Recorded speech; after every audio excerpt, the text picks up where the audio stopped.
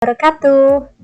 Sebelumnya, Miss Nanda sampaikan selamat bagi kalian peserta didik baru di kelas 7 SMP.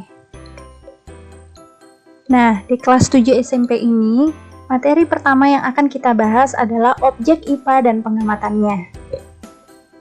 Adapun submaterinya terdiri atas metode ilmiah, kemudian pengukuran, besaran, dan satuan. Tujuan pembelajaran kali ini agar peserta didik dapat menjelaskan 3 komponen keterampilan proses, metode ilmiah, dalam penyelidikan IPA berdasarkan kegiatan-kegiatan yang telah dilakukan. Kedua, peserta didik dapat menjelaskan kegunaan mempelajari IPA. Ketiga, peserta didik dapat menyebutkan objek yang dipelajari dalam ilmu pengetahuan alam. Sebelum lebih lanjut, Miss mau tanya dulu, apa sih yang dimaksud dengan IPA? Apakah IPA hanya mempelajari makhluk hidup saja? IPA atau kepanjangan dari ilmu pengetahuan alam adalah ilmu yang mempelajari segala sesuatu yang ada di sekitar kita. Yang ada di sekitar kita tentu saja bukan hanya makhluk hidup, yaitu hewan, manusia, dan tumbuhan, tapi juga makhluk tak hidup. Contohnya seperti udara yang kita hirup, sinar matahari, air, batu-batuan, suhu, dan lain sebagainya. Nah, IPA sendiri mempelajari makhluk hidup beserta proses atau interaksinya dengan alam. Manfaat mempelajari IPA yang pertama, menimbulkan rasa ingin tahu terhadap kondisi lingkungan alam. Yang kedua, memberikan wawasan akan konsep alam yang berguna dalam kehidupan sehari-hari. Yang ketiga, konsep yang ada dalam IPA berguna untuk menjelaskan berbagai peristiwa alam dan menemukan cara untuk memecahkan permasalahan tersebut. Yang keempat, membangun rasa cinta terhadap alam yang telah diciptakan oleh Tuhan Yang Maha Esa. Berikutnya, menyadari pentingnya peran alam dalam kehidupan sehari-hari. Dapat memberikan pengetahuan tentang teknologi dan dampak serta hubungannya dengan kehidupan manusia sehari-hari. 7. Memberikan pengetahuan untuk mengetahui perkembangan makhluk hidup dari zaman ke zaman. Kedelapan, memberikan pengetahuan tentang perkembangan proses penciptaan alam semesta hingga seperti saat ini, dan membantu manusia dalam pengembangan ilmu pengetahuan dan teknologi. Nah, sebelum membahas lebih lanjut tentang penyelidikan IPA, silakan amati kedua pohon berikut. Kedua tanaman ini dari jenis yang sama, yaitu pohon cabai. Pohon A, apakah ada perbedaan dengan pohon B? Baik, apa yang kalian lakukan di awal tadi termasuk dalam kegiatan penyelidikan IPA, yaitu pengamatan. Pengamatan dilakukan untuk mengumpulkan data dan informasi. Pengamatan dapat dilakukan secara kualitatif maupun kuantitatif.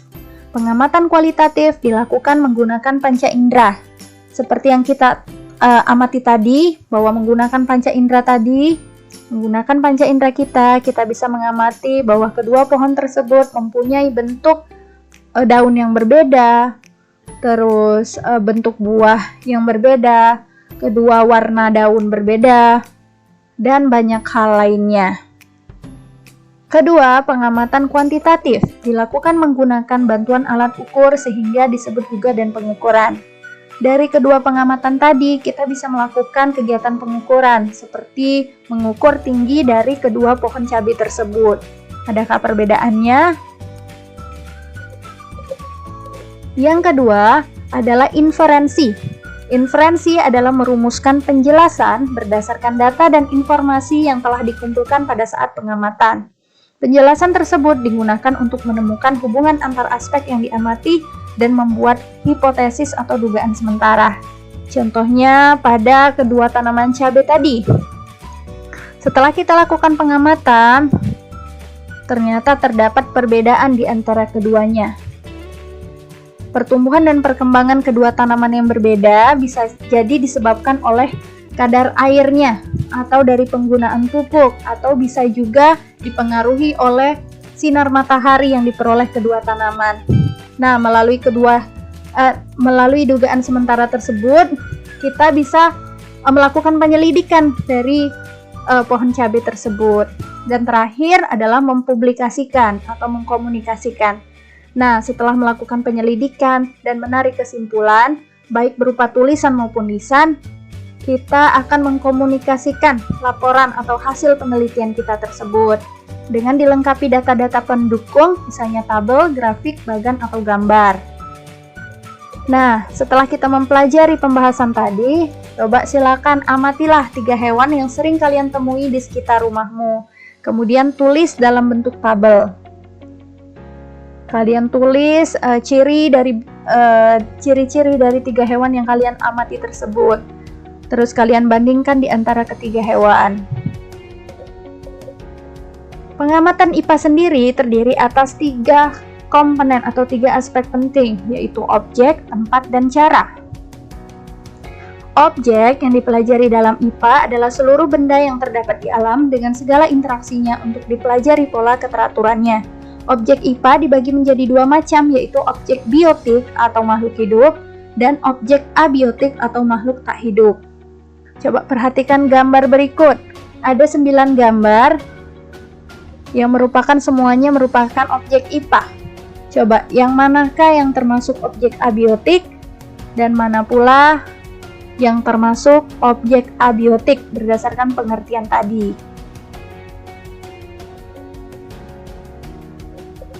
Kedua, tempat. Pengamatan dapat dilakukan di alam terbuka ataupun tempat khusus seperti laboratorium. Contoh tempat terbuka, misalnya kita mau mengamati bagaimana tumbuhan-tumbuhan di sebuah hutan. Tumbuhan apa saja yang bisa hidup di hutan tersebut, atau kita mengamati bagaimana kehidupan hewan-hewan yang ada di hutan tersebut, bagaimana hewan tersebut mencari makan, dan lain sebagainya. Tapi karena keterbatasan panca indera kita, tidak semua kegiatan pengamatan bisa kita lakukan di alam terbuka. Contohnya, para peneliti mau mengamati virus. Virus berukuran mikroskopis sehingga tidak bisa kita lihat secara langsung, apalagi mustahil kalau kita melakukan pengamatan secara langsung karena itu sangat berbahaya bagi tubuh kita. Maka yang kita lakukan adalah menggunakan alat khusus yang menggunakan tempat khusus yang terdiri atas alat-alat pendukung. Contohnya mikroskop. Dengan bantuan mikroskop kita bisa dapat melakukan perbesaran berkali-kali untuk melihat bentuk dari virus. Kemudian menggunakan alat-alat lainnya kita bisa meneliti tentang sampel darah seseorang. Sehingga dari situ kita bisa mengetahui penyakit apa yang diderita seseorang tersebut. Ketiga, cara. Cara atau metode digunakan dalam pengamatan IPA adalah metode ilmiah. Metode ilmiah adalah cara yang dilakukan yang tersusun rapi dan sistematis untuk memecahkan masalah yang timbul dalam ilmu pengetahuan alam. Contohnya, kita mau mengamati perbedaan tumbuh kembang cabai. Tuh. Kemudian kita merumuskan masalah serta tujuan penelitian kita. Apa saja yang mempengaruhi tumbuh kembang dari cabai sehingga menghasilkan bentuk yang berbeda seperti ini. Kemudian kedua, kita mengumpulkan informasi sebanyak-banyaknya, baik melalui pengamatan kualitatif maupun kuantitatif. Misalnya kita peroleh dari gambar ini pohon A mempunyai buah yang lebih lebat dibandingkan pohon B.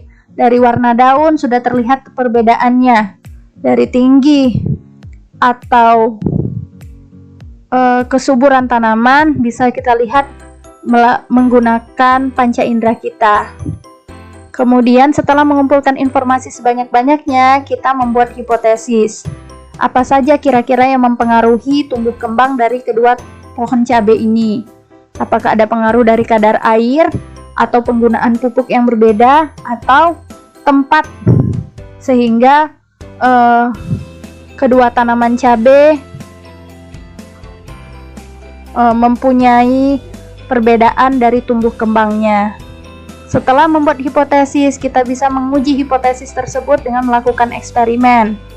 Kita tanam kembali 2 bibit cabai dari jenis yang sama, kemudian kita tinjau dari perbedaan aspek yang kita duga tadi. Kita beri kadar air yang berbeda, kita beri pupuk yang berbeda, kita tempatkan di tempat yang berbeda. Adakah perbedaan di antara tumbuh kembang keduanya? Kalau sudah melakukan eksperimen, kita buat hasil penyelidikan kita. Kemudian setelah itu kita membuat kesimpulan dari hasil eksperimen. Kemudian dari hasil kesimpulan tersebut kita membuat laporan. Laporan di sini terdiri atas tabel, bagan, ataupun gambar-gambar eksperimen yang sudah kita lakukan. Tahap terakhir adalah mempublikasikan hasil penyelidikan kita, yang tujuannya berguna untuk masyarakat luas misalnya. IPA sendiri terdiri atas beberapa bagian. Yang pertama, fisika. Fisika adalah cabang ilmu IPA yang mempelajari aspek mendasar alam seperti materi, energi, cahaya, gerak panas, dan berbagai gejala fisik lainnya. Kemudian ada lagi biologi. Biologi adalah cabang IPA yang mempelajari sistem kehidupan mulai dari ukuran yang kecil sampai dengan yang sangat luas.